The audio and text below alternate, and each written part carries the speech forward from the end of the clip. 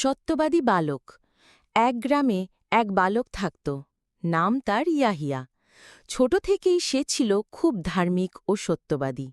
সে ৫ ওয়াক্ত নামাজ পড়ত, কুরআন তেলাওয়াত করত, আর মিথ্যা বলা বা ধোঁকা দেওয়া একেবারেই পছন্দ করত না। একদিন গ্রামের পাশের শহরে যাওয়ার দরকার হলো তার বাবার। ইয়াহিয়াও বাবার সঙ্গে গেল। যাওয়ার আগে মা বললেন, বাবা, কোনো বিপদে পড়লেও কখনো মিথ্যা বলবি না।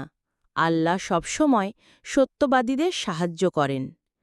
শহরে যাওয়ার পথে হঠাৎ ডাকাতদের সামনে পড়ে গেল তারা। ডাকাতেরা সবকিছু লুটে নিল।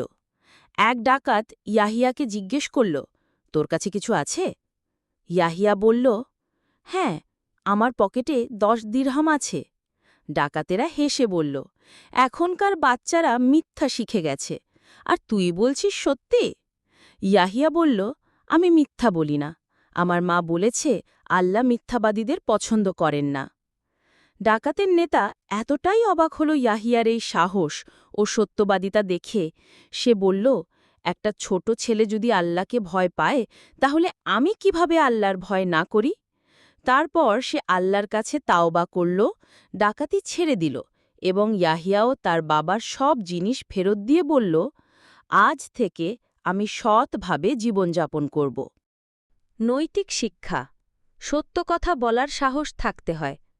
আল্লাহ সবসময় সত্যবাদীদের রক্ষা করেন। একজন সত্যবাদীর আচরণ অন্যদের জীবনও বদলে দিতে পারে।